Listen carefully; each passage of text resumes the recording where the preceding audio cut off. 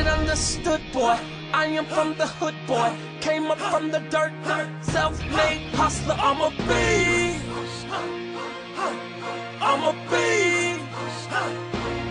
I'm surrounded by all these devil mouths. They talking about kales. Some say I came from heaven, but I rose up from hell. And ever since I rose up, success has been my sale. So call the hits my lawyer. Last week, a feminist called Emily Linden announced on Twitter that she was, quote, not at all concerned about innocent men losing their jobs in the search for perpetrators of sexual harassment. Quote, if some innocent men's reputations have to take a hit in the process of undoing the patriarchy, that is a price I am absolutely willing to pay. Why wouldn't you be horrified by what this woman wrote? Well, she was defending it, saying that it would be wrong, but microscopic in the sense that what happens to women and women's reputations is so much worse than what would happen to a man's reputation. Women's reputations are destroyed constantly on a daily basis, and so facts don't really matter. So in other words, she's saying you should respect me when I make the case that facts don't really matter? Well, maybe she's trying to say let's level the playing field, and men are finally feeling the pain that women have felt for a long time, for centuries. And that's good. Well,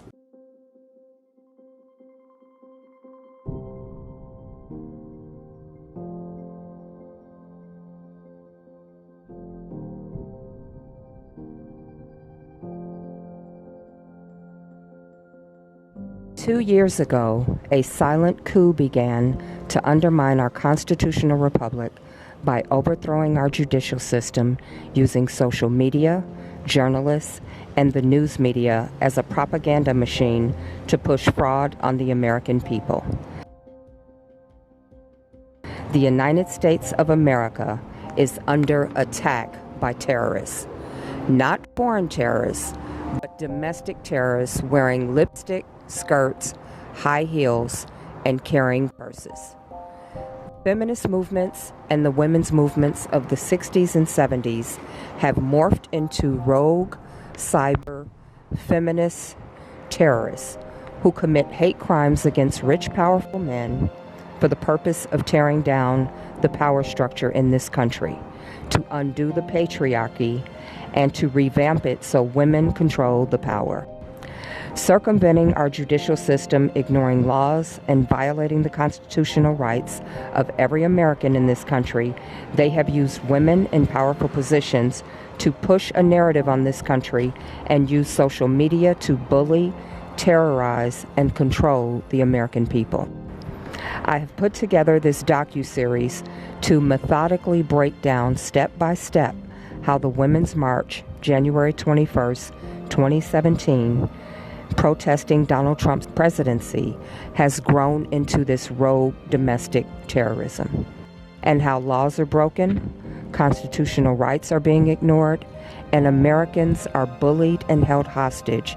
Time's Up, Me Too, funded by rich, powerful women, have become domestic feminist terrorists. Their target, rich, powerful men. We will examine the high-profile case of R&B icon R. Kelly to examine step by step how women are the ones breaking the law, usurping our judicial process, violating constitutional laws, and holding every American hostage by these feminist domestic terrorists. But here's what we know is that people are flawed. And most people tell the truth, but not everybody does. And that's why we have things like due process and a justice system that tries to determine objectively who is guilty and who is innocent and punishes only the first category.